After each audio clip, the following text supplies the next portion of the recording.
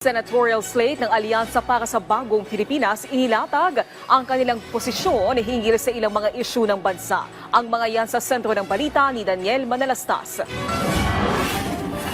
Hindi nakaligtas ang mga senatoriable ng Alyansa para sa Bagong Pilipinas sa mga napapanahong isyu sa bansa.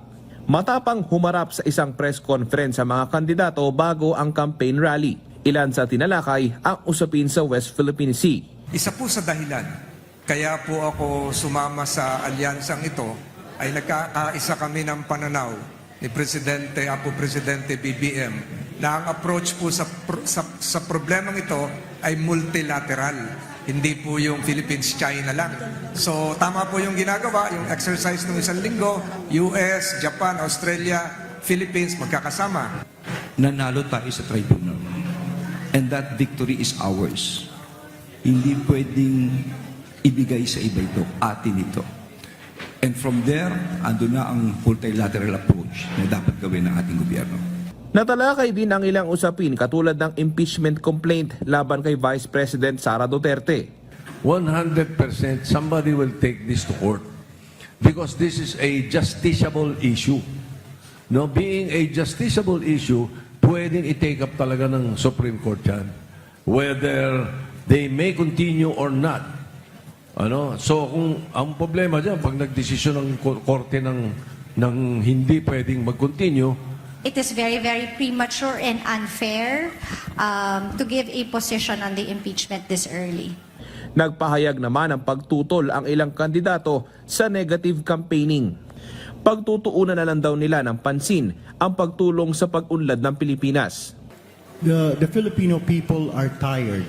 Pagod na po sa bangayan dito, bangayan doon. Diyos ko po, November pa ho yan, last year pa. Hanggang ngayon ba? Ang mission lang po ng mga kandidato dito sa Alyansa is to present ourselves na makita sana ng mga tao yung performance ng bawat isa. Marami pong nagugutom, marami pong walang trabaho, maraming walang hanap buhay at hindi nakapagpaaral sa kanilang mga anak.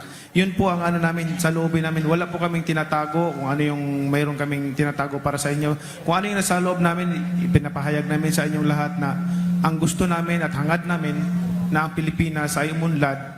May mga isusulong na rin ang mga senatorial candidate sakaling pala rin sa Hatol ng Bayan 2025. Yung waiver ng rights doon sa Bank Secrecy Act ng lahat ng government officials from the lowest clerk or janitor all the way up to the President. Tutulong or magpapalago ng mga industriya na nagbibigay ng maraming trabaho katulad ng construction or infrastructure at pati na rin the tourism industry. Basta kung anumang sektor or anumang industriya ang nagbibigay ng maraming trabaho, yan ang susuportahan natin. Hindi naman nakadalo si Senador Bong Revilla sa press conference pero nagpasalamat siya sa mainit na pagtanggap sa kanya ng mga taga Ilocos Norte. Hindi rin nakadalo sa press con sina Senadora Pia Cayetano, Senator Lito Lapid at si Senadora Amy Marcos. Pero present na sila sa campaign rally. Daniel Manalastas para sa Pambansang TV sa Bagong Pilipinas.